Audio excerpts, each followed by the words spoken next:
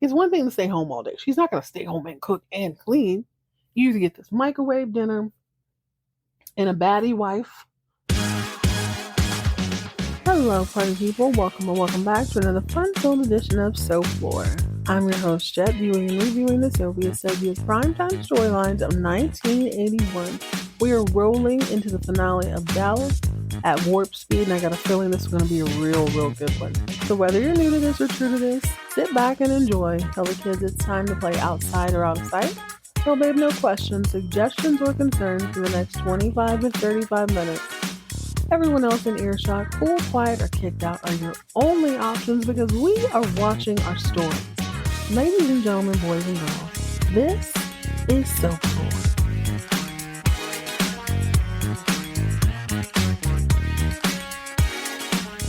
What's up, party people? Welcome back to another fun-filled edition of So Floor. I hope your day is shaping up well. I am living my very best life for the moment. Working my way through what will soon be the finale of Dallas. So good. So many life lessons here. So many sort of moments. And just kind of an interesting study of human nature. People do weird stuff when they don't realize you realize what they're doing. I remember babysitting this kid growing up. He was so cute, Georgie. And he would... Sometimes he was really cool and really mellow for the most part, but every now and then he'd throw a fit. And you could always tell when he'd throw a fit because it's like he'd go grab something and then he'd look around. It's almost like he was looking for something, an object. But the reality is Georgie was not about to throw a fit and bust his head. See, he did that one time. He just fell backward, busted his head on the side of his toy box. It hurt all to be damned, I suppose. He decided that was not his life anymore, ever again. So he would kind of make a couple laps around the room, make sure he found a clear spot, and then he'd gently lower himself to the ground and then commit to thrashing and flailing around and screaming a little bit to prove his point. But he had to make sure the coast was clear first, because what does he look like having a concussion? And then now I'm crying for real. Now I'm pissed off and I have a headache. Kind of what you see on this episode with JR. He is looking for a reason to crash out. He's looking for the perfect opportunity to blow up, but he's got to make that space. So go ahead and grab yourself something bubbly, delightful, and bright. I would highly recommend, if you're in the grocery store, pick up that $1 can of whatever. Man. So this is called a Splash Refresher. This is what it's called. Splash Refresher Sparkling Kiwi Watermelon. Ooh, it tastes like summer. So good. Let's go ahead and dive into Dallas Season 4, Episode 19, The Gathering Storm. So when last we left, JR had deduced that Leslie Stewart would only bump and grind with him if he divorced Sue Ellen. So what does he do? He ponders this for a little bit. Mind you, this man has slept with all of Dallas, but he thinks about it. He goes home. And wouldn't you know it, Sue Ellen is just being so obnoxious. She is not barking all through the house, pissing off people. No, she is quietly sitting in her bedroom in a luxurious silk gown, hair did, nails did, makeup did, looking fly, in bed for no reason, having breakfast. She has the nerve to be eating toast with jelly that somebody clearly brought to her on a tray because she's classy like that. Can you believe it? No crumbs in the bed, no nothing. Minding her business. She's not reading the paper. She's not talking to anybody. She is just sitting, enjoying a delicious piece of toast. And he comes in and he's like, oh my God, every time I turn around, you in the bed. Looking for a reason. And she's like, okay, How you doing, JR? Doing a lot better if you weren't just sitting there. I feel like every time I look at you now, you're laying in bed. I don't even know why I bother with you. Why I married you in the first place. Over toast, y'all. This has got to be 8:30 in the morning. Sue Ellen is far too busy indulging in that delicious jam, and I like to think, sometimes I like to sprinkle a little zest on the show. In my head, she lives in Dallas. Perhaps the state fair just happened. There's 1,010,000 different handmade jams. In my mind, she's enjoying like a jalapeno fig jam. Just something delicious. Jalapeno fig jam with a little bit of lemon zest is way too fire for her to get fired up this early in the morning. So I don't even know why I married you. And she goes, well, memory served me correctly. I wasn't going to have sex with you until you did. So, I mean, it was important to you then. I think that's why you did it. Completely unfazed, as if he just asked her, hey, where are my socks? Left drawer, top corner. You'll be all right. But it does provide an insight into his mind when he becomes obsessed with someone deeply. He's willing to move heaven and earth to get them. Now, this is odd. Is he willing to divorce, to just marry another woman?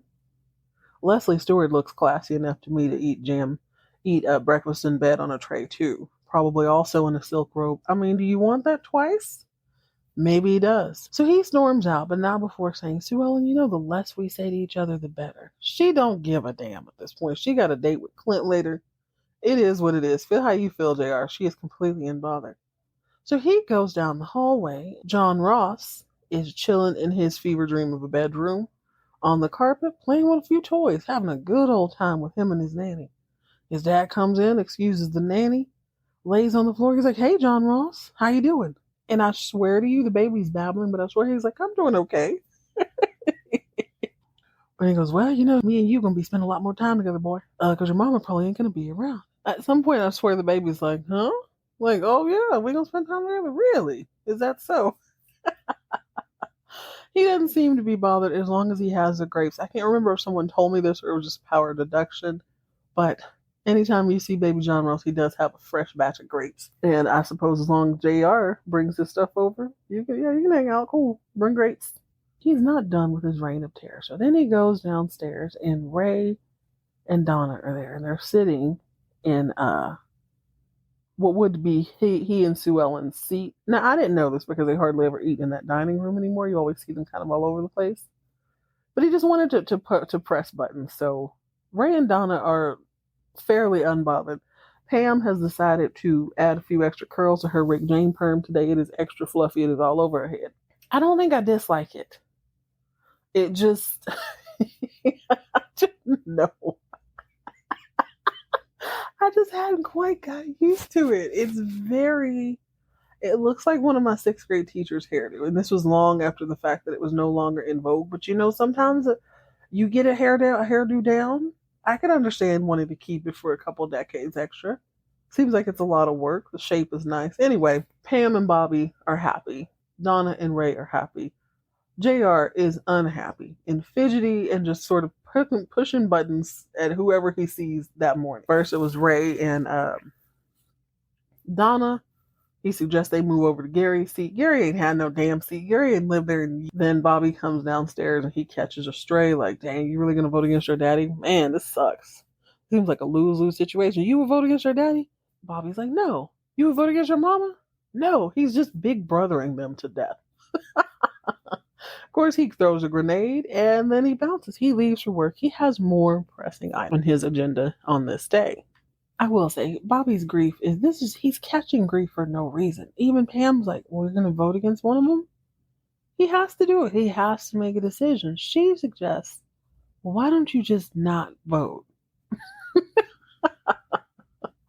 And he's like, listen, I have to participate or else, I don't want to be asked to be removed off this. How does that look? I just started the job and because my mommy and daddy have a fight, now I can't do my job. I have to figure out something. And right now, I want to figure that out in the shower, but it doesn't seem like the man can escape this just looming cloud. It's a very unfair space to be in. He's all, I got my integrity and you got to stand up and do the right thing and blah, blah. We're going to do the right thing, Kim, even if it means we have to leave Dallas. She's like, no, come on now, leave. Why we want to do a full thing like that? I just got here. And he goes, wait a minute. Now you've been wanting to leave South Fork forever. Yes, she has. I do find it very convenient that he's only willing to do it once he is uncomfortable. Now that things are a little bit complicated, now, okay, Pam, it does kind of make sense for us to stand on our own 2 feet. She's been told you that.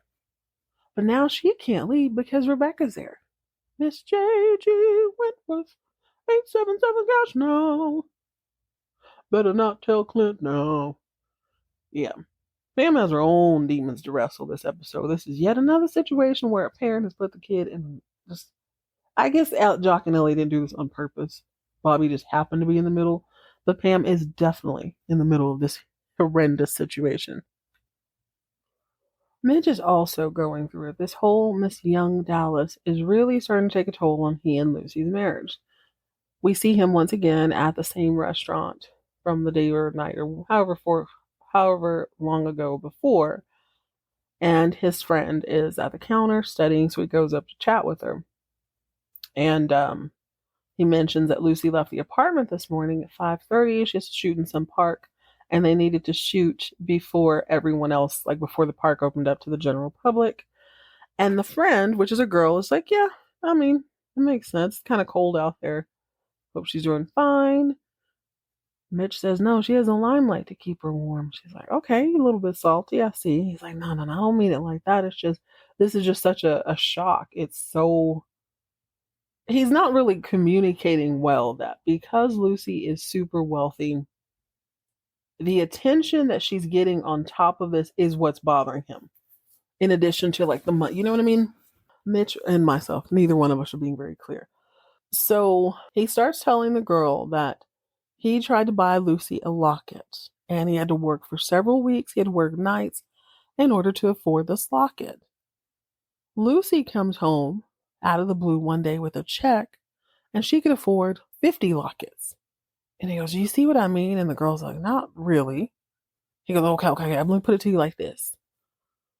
Say you had to work really, really hard to buy a pair of shoes, right? You buy them, you're gonna appreciate that. The way I was brought up, hard work makes you appreciate everything you do. Girl steps in and she's like, well, Lucy is working and she's working hard. Maybe it's not the same kind of work that you do, but she is working. And he goes, I know, but basically he's saying everything comes easy to her, only he's not really communicating that point. I.e., the apartment was given to us. If you say it like that, like, okay, her family bought us an apartment. She came with all of these clothes. We were bought a honeymoon.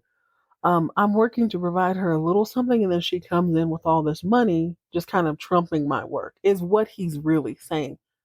No matter how hard I work, I'm still so many steps behind her when she's putting in the minimal, in his opinion, amount of work. But the girl is like, I don't know. I don't think you're really looking at it this way. He's like, okay, well, what if you had to work really hard for a pair of shoes? You'd appreciate it, right? But if you could just go buy 50 pairs of those exact same shoes, you're not going to appreciate it. She's like, maybe not, but it would be nice to be able to do like 5 or 6. Like there is a happy medium. The truth is, it's a mixture of the limelight and a mixture of him feeling inadequate now. And now that the world knows who she's married to and they don't really seem to care, she's still getting the attention. It's just like she's not actually doing anything wrong. His homegirl is right. She is just working. She's not doing anything unusual. It's just... Let's take a quick break.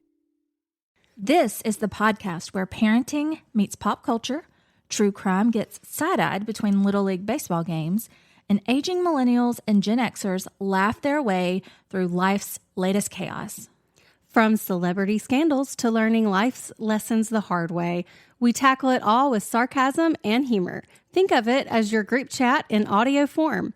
Start listening to our podcast called Populore on Apple, Spotify, or wherever you get your podcasts.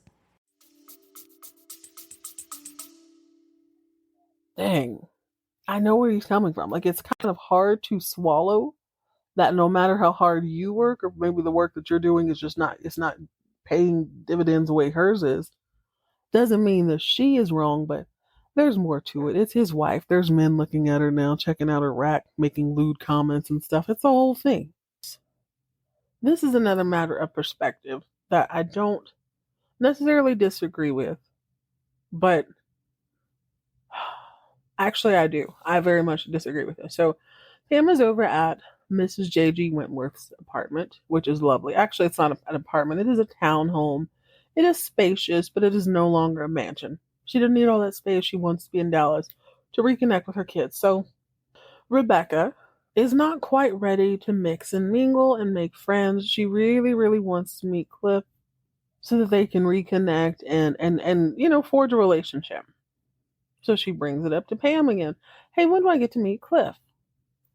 Ooh, and Pam's like, yeah, there's this restaurant down the road. They serve real good sandwiches and stuff. It's real close to you. I think we should go there for lunch. Do you want to do an early lunch?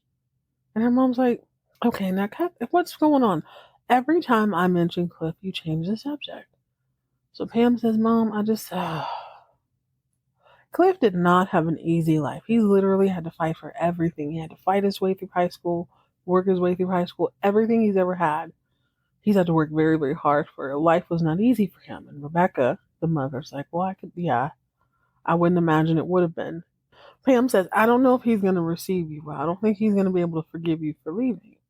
I know my brother and I know his faults, and he lives in a world of give and take, and he wants to be a taker.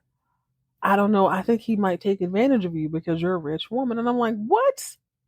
I literally stopped and said, what version of Cliff are you talking about? Now, this is what pisses me off. Say what you will about him. No, he's not perfect. Yes, he's highly ambitious, but has he done any snake in the grass? I want your money thing. He's never seemed to be in love with the money. It's more of the power. There's a different dynamic with that. Like in Mitch and Lucy's case, they're not actually saying that, but there is a little bit. He probably feels a little bit more powerless because, yes, he's bringing in less money. And in his case, if he had more money, he would absolutely be able to afford these things. He and Lucy would be on the same tier. In Cliff's case, I don't think he wants the money for the money's sake to buy objects.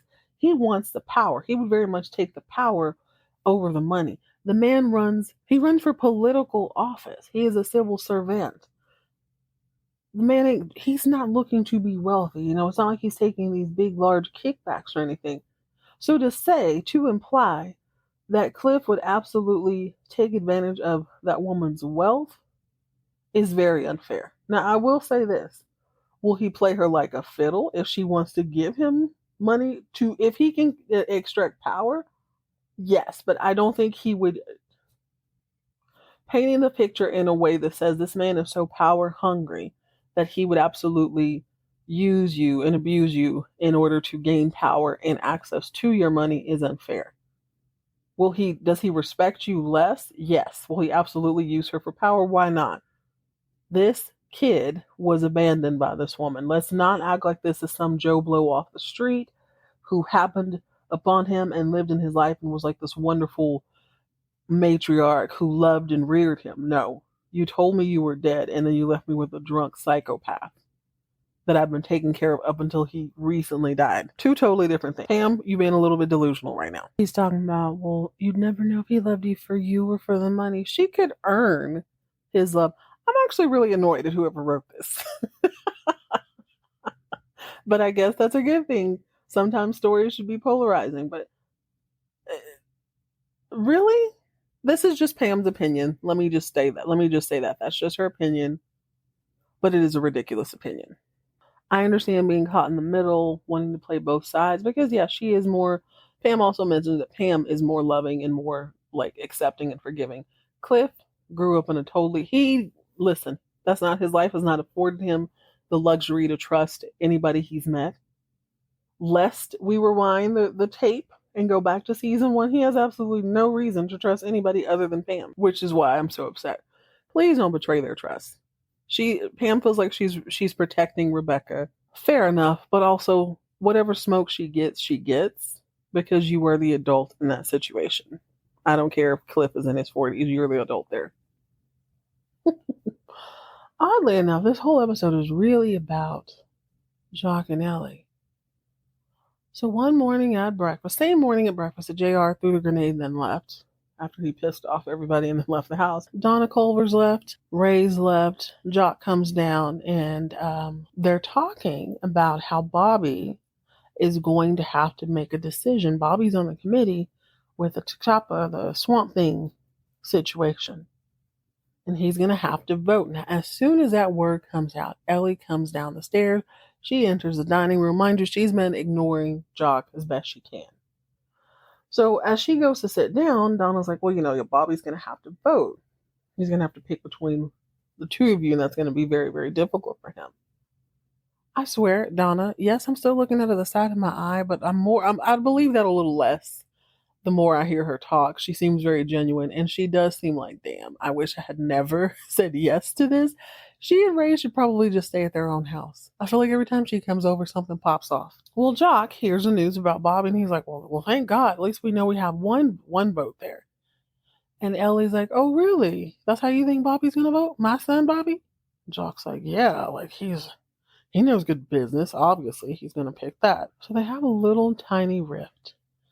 And Ray, this whole episode could also be the voice of reason. Somebody's always trying to step in and be like, hey, so things aren't the way you think they are.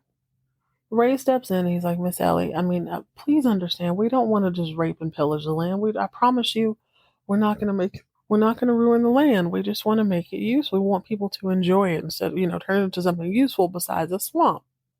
That was a wrong thing to say. She's a swamp. Now, okay. I see you, Ray. Ray, I seem to recall every time I see you, it was land this, dirt this, cow, feed prices that. Now you talking about swamps and building structures and stuff. You sure did change your colors. I can't believe I'm talking to the same person. Now this pisses Jock off. Now, Ellie, calm down. You know that boy been talking about nothing. He wasn't saying nothing about it. He wasn't saying nothing about it, Ellie. You have been unbearable. You've been hard to live with. I'm going to Dallas. He's had enough of it. He's going to Dallas. For the record, they probably live. I've never actually looked, but I mean, I'm assuming they live a little closer to Fort Worth. And Dallas is just a bigger city, especially live out on a ranch. It's not uncommon to live 30 minutes outside a city. I'm going to Dallas. And she said, good. Go and stay. Guess who I don't want to see back at my ranch? South Fork. Fork you, Jock. She doesn't say that. Forgive me. She don't give a damn. You can be mad all you want. My son, Bobby, better not vote for y'all. And he's like, well, don't talk to my son. Right? It's not a son thing, but they're already pissed off at each other. Things have just come to a head, but she's like, okay, bet. You leave, don't come back to my house. That's what I know. I better not see you walk through here again. So the tension is kind of sprinkled all about. Everybody's kind of catching strays and understanding this. Sue Ellen, I don't know how she found out. I guess maybe this happened the day before. Sue Ellen is continuing her conspicuous range. She's in a cute little outfit playing tennis in broad daylight in Dallas with Clint. She don't give a damn who sees. She still got on that ring. Hair still did. She is smiling. She looks healthy. She looks joyful. Please, somebody tell JR they saw me this morning. I don't care. Only for her, Clint is like, yeah, we are happy. We are wonderful. We can even build a house with a tennis court. And she's like, wait, what? Build a house? What are you talking about? Well, yeah, I'm going to tell Alicia I want a divorce. And she's like, hey, chill. Let's not do anything rash. Why you don't have to go do something like that. Don't, it's too soon. See, my in-laws, Jock and Ellie, they're getting separated. So it would be very inconvenient to have to divorce JR right now. It'd be really weird. Oddly enough, JR uses that same excuse. So Leslie is at his office and things are going well for her. He's already promised to fund her campaign to make her the biggest PR person in all of Dallas. She's picking out office furnitures and things. She's already got some new clientele. But she's very smart with it. She's a little less eager than Clint. She's like, JR, I just want to say I appreciate everything you've done for me. You know how I feel about you, but I understand it's not easy to end a marriage. I understand that's going to take time, and I think some things are worth the wait. And he's like, oh my God. Leslie, I feel so seen right now. Do you know how long I've waited for someone to understand me? Do you know how long I've waited for a woman to just patiently wait for me? Gosh, she's like, no, I get it. I understand it. Like, my mom and my dad are going to get divorced. It's a whole thing. It's just too much. I don't want to upset anybody. It's just not the right time. She's like, don't worry, JR. I understand. I understand. Some things are worth waiting for. He's swooning. He's like, oh my God, I just want you so bad. I want you so bad. And I suppose that's the thing. It's easy to catch these little flyaway things. I want to bring it back to Mitch one more time. Mitch said if you could afford 5,000 pairs of shoes or 500, they don't really mean that much. But if you got to work really hard for the one, you're going to really appreciate that.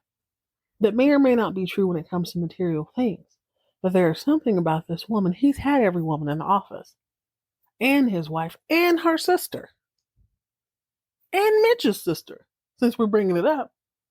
But all he wants is this one woman. He's going to have to put in work. He's got to build her career. He's got to rearrange his career. He's got to turn over a brand new leaf to be with her. And he's digging it. Maybe he's never had to work this hard for someone. Speaking of Mitch, I'll say this. I wish I had his composure when I'm angry. I'm not that pleasant. But he's pacing back and forth at home. Here's the door open. Lucy's like, oh yeah, thank you so much. I'll see you at 6 a.m. bright and early. Close the door. She is beat. She looks exhausted. She's got a carrying case over her shoulder. She's got a garment bag, all the things. She throws them on the couch. Oh, hey, babe.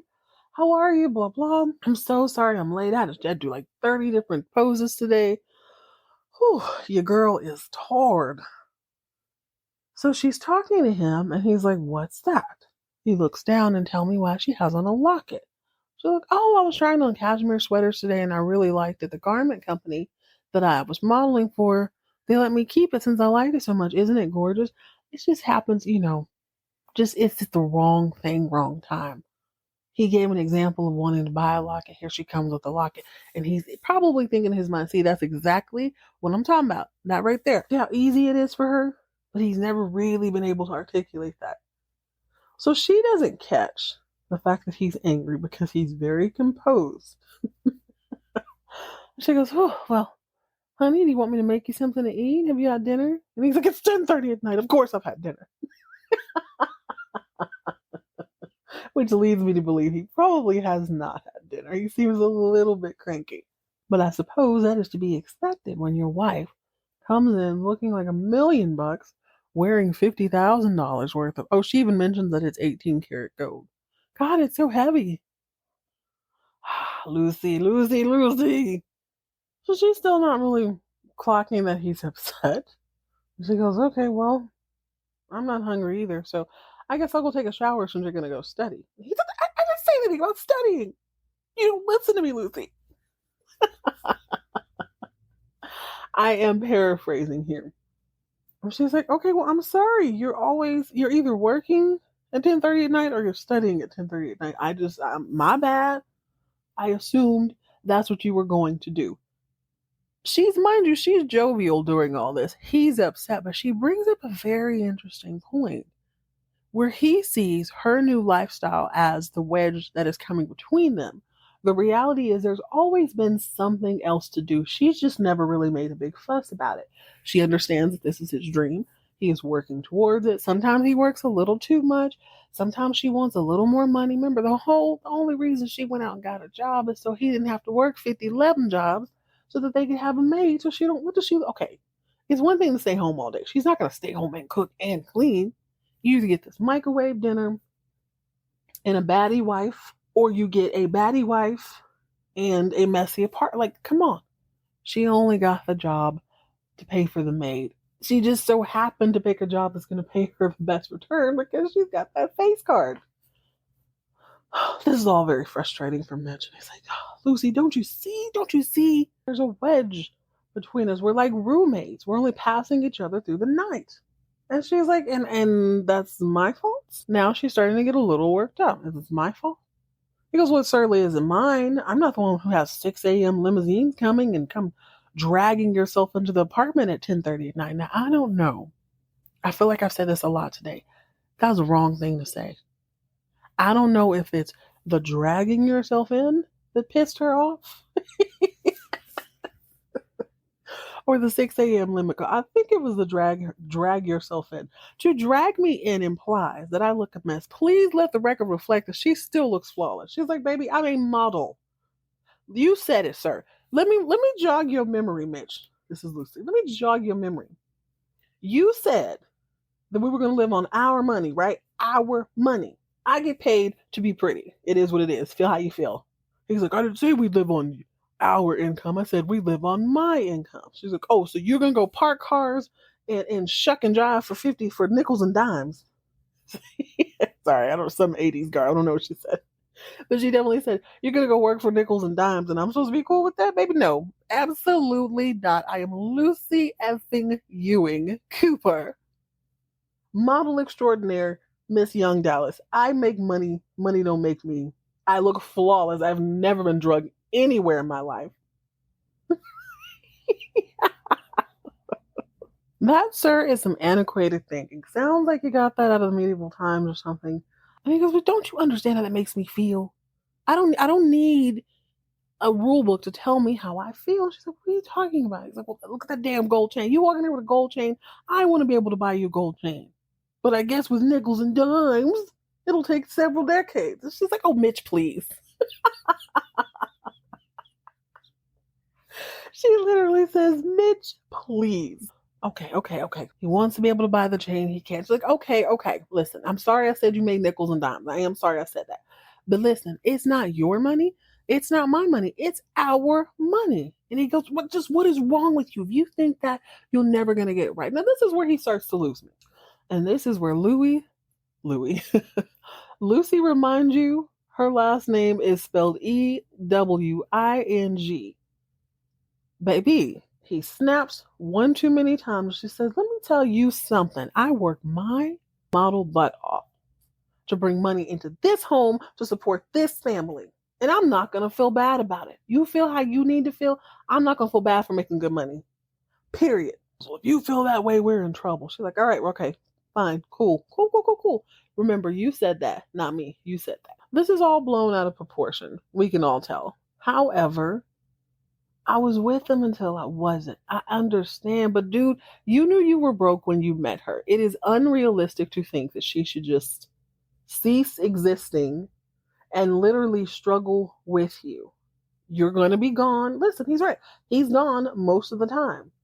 He's working very hard. She understands he has a goal. Again, she got the job so that she could have somebody clean the apartment so he didn't have to pay for that. Bringing in extra money in her mind frees up his time. Yeah, she's going to be Miss Dallas. She's going to be Miss Young Dallas for a year. Yes, it's a lot of work. Maybe it's a little more glamorous than the work that he does, but it is work nonetheless. She's going to work. She's coming home. But yeah, he's got some machismo things he needs to work through. I think there's a lot of that. He wants to support a little old lady. And if that's the case, let's move to Mississippi then. Maybe you can support her in Mississippi on that, but you're not going to do it in Dallas. I don't care what year it is. Actually, Dallas was quite reasonable for a while. They need to move to Fort Worth. If that's the case, move to Fort Worth or one of the surrounding cities, and then the money you bring home will be it'll stretch a little further. But she said, not today. And I love it. The best part of it, she swings around that gorgeous trackless head of hair. Like, you're gonna look at me. You look at me and tell this is why I bring home the big bucks.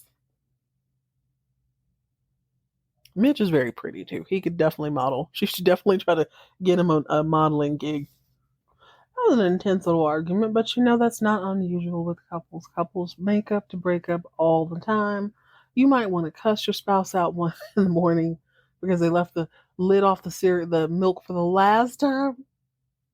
Oh, you might have violent fantasies about dousing that open milk all over their windshield after it's curdled in the hot, hot sun all day. You might think about that, but you know what? Usually, if you just let it dissipate for a minute, like, okay, I'll just eat this last Klondike bar and get them back that way. There's a resolution. Now, with Lucy and Mitch, I don't know.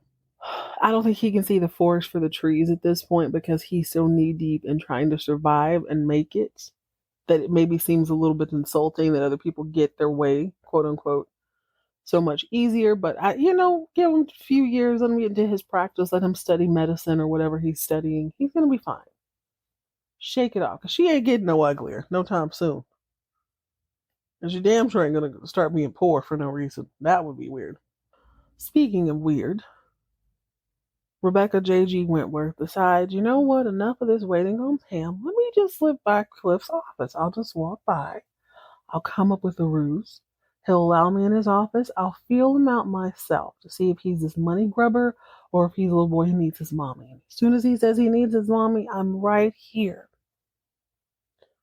She goes by his office. His secretary's like, Mrs. Berg is here to see you. He's like, I don't know nobody named Berg. It's like, well, she's here to see you. He's like, all right, cool, let her in.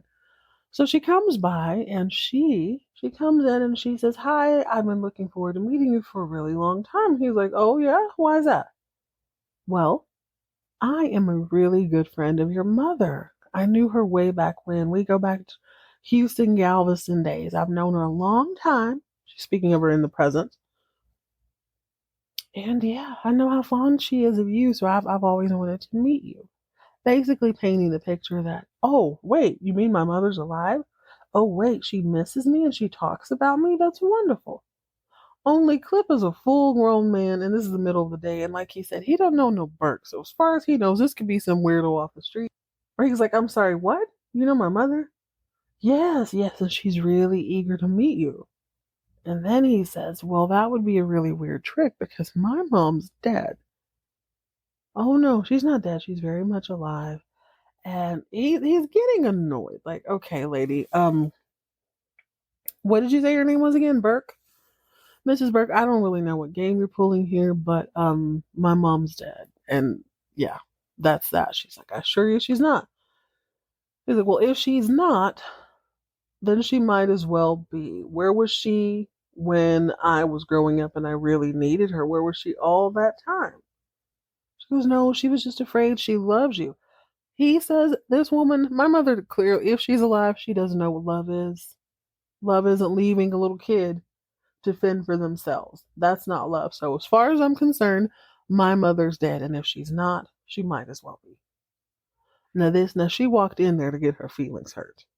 She really did. I can't imagine what scenario she thought she was going to get. Also, I don't care how long it's been, like your mom doesn't look that different. Surely he's seen pictures of her. She quote unquote, she does look like Pam, but he doesn't recognize her at all. And I could have, well, so now she in there looking embarrassed, looking shamefaced, as my mom would say, not knowing what to do with herself. Like, oh God, that hurt. Yeah, it does hurt. It hurts, Rebecca, because you made a choice. At least Rebecca was able to save face by saying she was a friend of Cliff's mother. And lucky for Mitch, he really does have a friend and is his little girl, his little homegirl, his doctor homegirl. She's trying to help him study back at the Max or the Peach Pit or whatever it's called. And she can tell he's distracted. So he's explaining, Lucy came home at 10:30 last night. She was gone by 6 a.m. I hardly get to see her.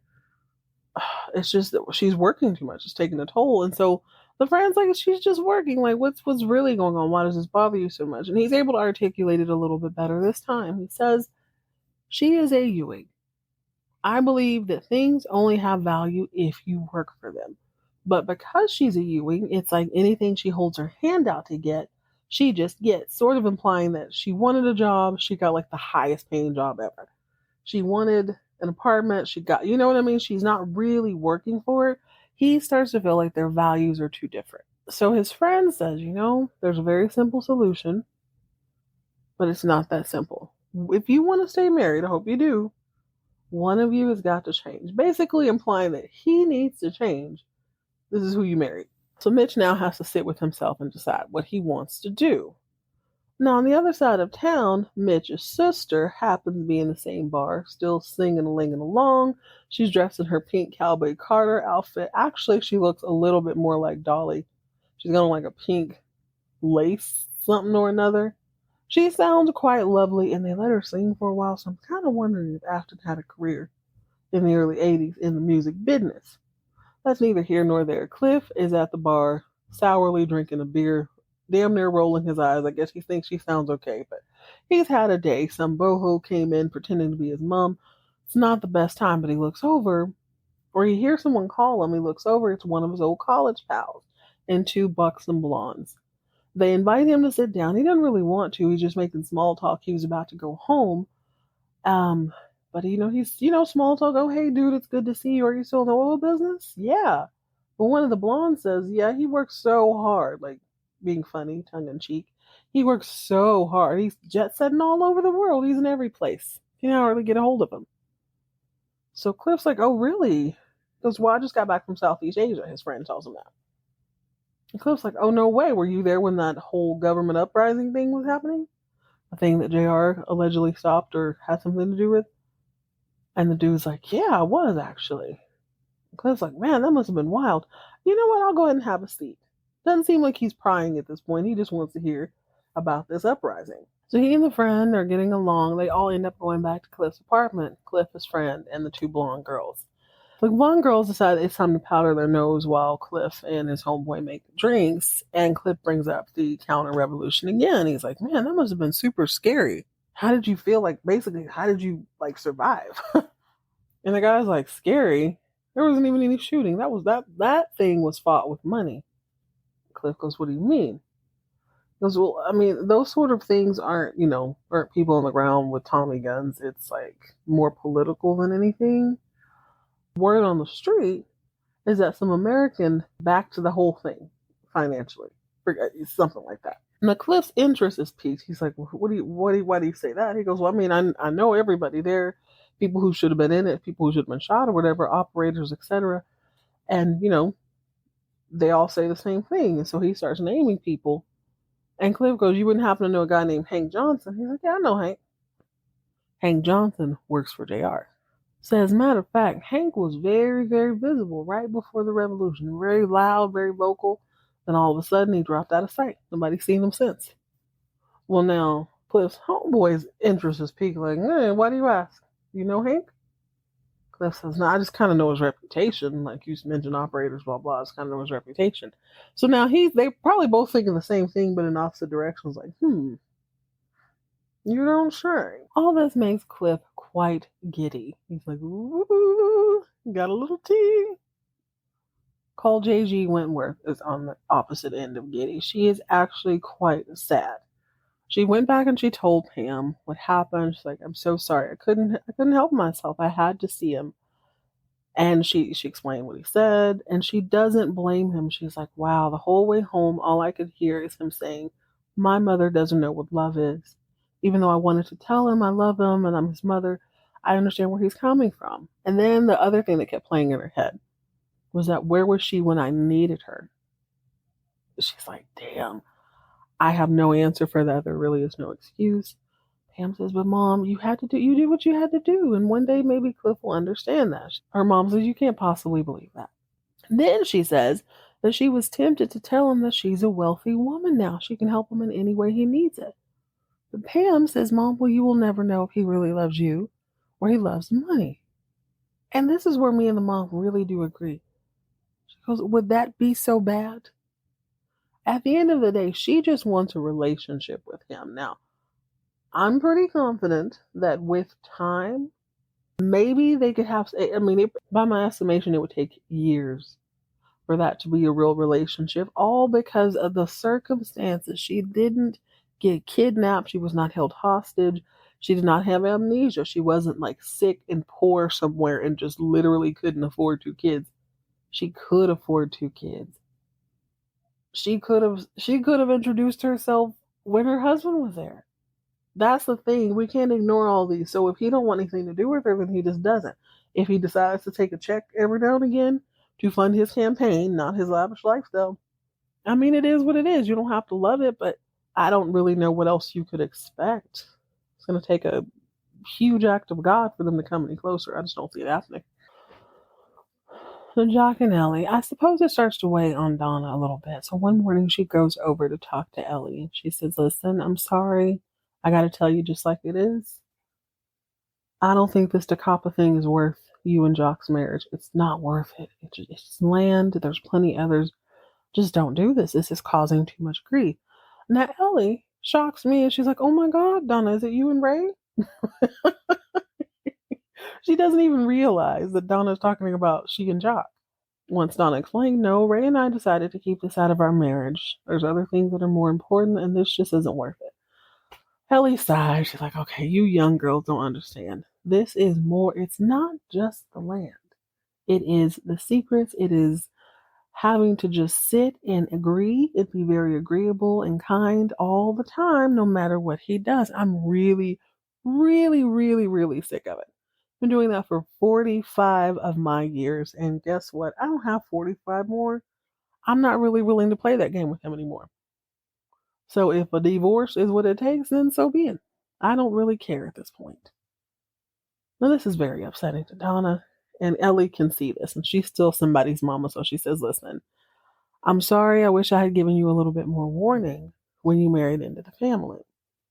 And Donna says, well, what do you mean? She goes, with the Ewing men, a marriage to them means that they always have to prove themselves more than anything. That's more important to them than being married. Of course, my mind goes to the West Coast and I'm like, damn, that's a good point, Ellie. They got, hey, he's only, okay, he is on another show. We will talk about him on that other show.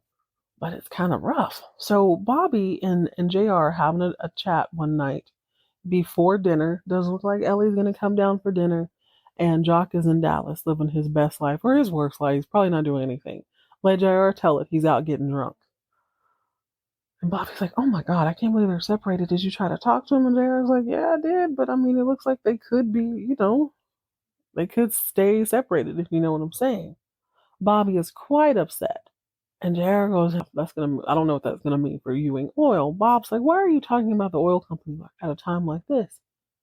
JR explains, well, if Mama divorces Daddy, she could take the whole company. Like, this is a community state. She could take the company, and you know how she feels about it. She might just, who knows what she'll do.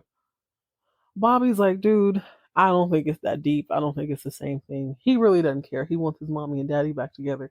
But J.R. Ewing is J.R. Ewing for a reason. The man who invented telework, remote work, is back on his bully, and he's not going to let a little thing like love, marriage, or potential divorce stop him from making all the money possible. So he gets a feeler on Jock just to make sure that he understands the situation completely. While Bobby, on the other hand, starts looking at all the maps he can find up to Takapa T'Challa Swamp Thing to see if there is another resolution. Surely there's a way that we can make everybody happy. So while Bobby is doing that work, JR is talking to Jock and he says, Daddy, you think you and mom are going to get a divorce? He goes, it kind of looks like it. It's kind of heading that way. And that's when JR brings up this being a community property state of Texas, and that Mama would get half of the company. Now, why that would matter, I'm sure I don't know. But Jock shows his entire behind. He's like, you know what? I would sell this old bitch before I let her get any part of it. Before she can get her hands on it, I'd sell the company right from underneath her. Letting you know where his mind is. She's not wrong. He and JR have the same thought. Which again makes me think of that other person who we'll talk about at another date and time. But it's starting to paint a bigger, broader, bolder, more sinister picture here.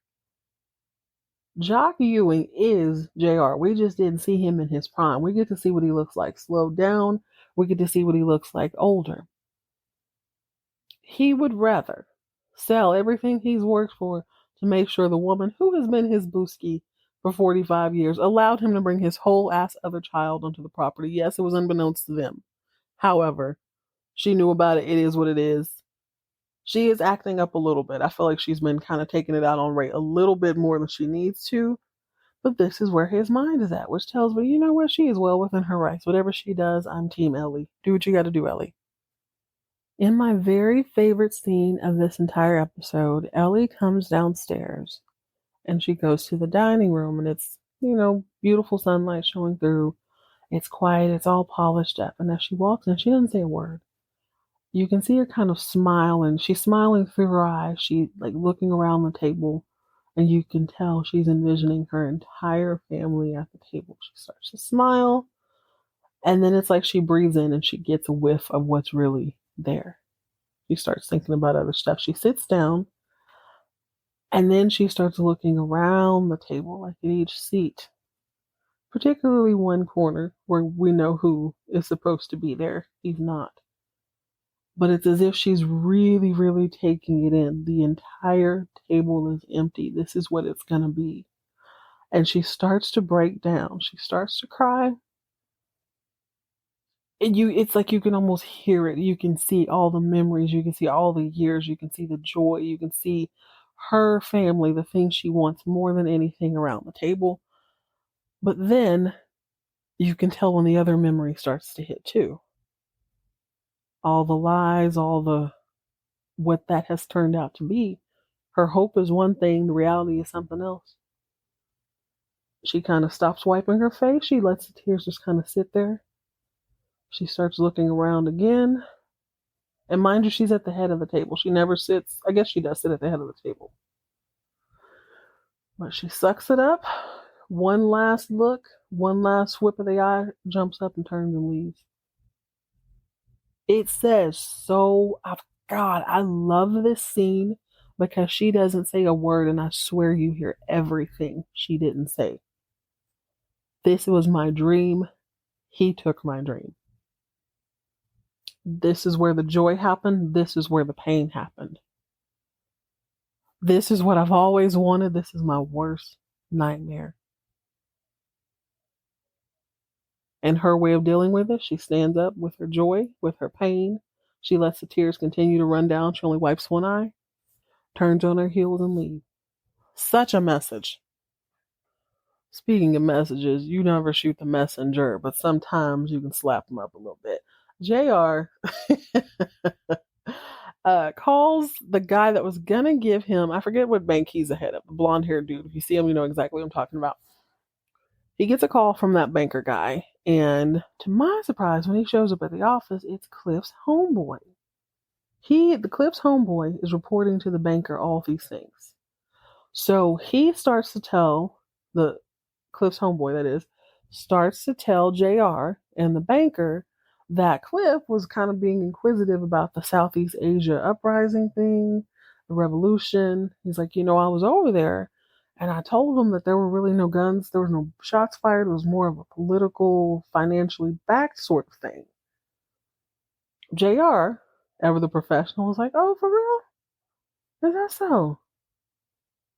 Well, the dude continued. He's like, well, he asked me if I knew XYZ, did I know Woom De Woom? Then he asked me, did I know Hank Johnson? I was like, yeah, I know Hank Johnson. JR like, you know Hank Johnson? He's clueless, wink, wink. Blonde hair guy's Mr. Wendell. Okay, so the homeboy's like, well, yeah, I mean, that's all he asked, but do you need to know anything else? And he looks over to the blonde guy. Blonde guy's like, no, it's cool, it's cool. Okay, well, JR says, well, listen, maybe we'll meet again. Maybe we'll have another time to talk. Now, I'm wondering, like, why are you so quick to go sell Cliff up the river? Why are you asking? I think what triggered it was the Hank Johnson. This guy knows who Hank Johnson is and what kind of things he does, so he went and told the banker who goes to tell JR. JR is like, oh my God, I really don't know what he's talking about. I don't know why you brought me in here. That's weird. Jeremy, as the guy's called, is like, yeah, well, I just thought you might want to know just in case you need to know anything. He knows what's up. He also wanted to bring JR in because he heard about the Ewings possibly getting divorced. JR actually folds a little bit. He tells the guy that, my mom and dad could possibly be getting a divorce. I understand you had a little trouble when Bobby was running the company, but I'm here now. We can have a really, really good relationship. I understand you know a lot of people, a lot of important things. Basically, he asked, do you know anybody who might, want to buy Ewing oil if it were ever for sale? You know what I'm saying? Do you think maybe you can make a call or two? Maybe see if they'd be interested in buying it, see if they had a nice cushy position for me with a lot of stock options and cash and whatnot. So this man is a businessman. He's like, okay, JR, I hear you. I know Westar Oil may or may not be looking. Maybe I could give him a call, see what's up. Scandalous. However, apple doesn't fall far from the tree. His dad was prepared to do the same thing, is prepared to do the same thing. Is JR jumping the gun a little bit? Maybe. Seems like it. But also, I'm like, wow, he heard divorce and thought, let me protect my money first. It's crazy. This guy is ruthless. Ruthless with a smile, which makes a big, big difference. Oh, all right, guys. That's it. That's all. So what do you think? Do you think Mitch is out of control? Do you think he's taking it a little bit too far? Do you think JR is taking it too far? How long can Sue Ellen fight Flint on this leave your husband type thing? Do you think JR is going to divorce Sue Ellen? I do not. I do not see that happening. All right, guys. In the meantime, in between time, enjoy yourself. Stay hydrated, stay moisturized, mind your own business, and keep all of your drama on TV.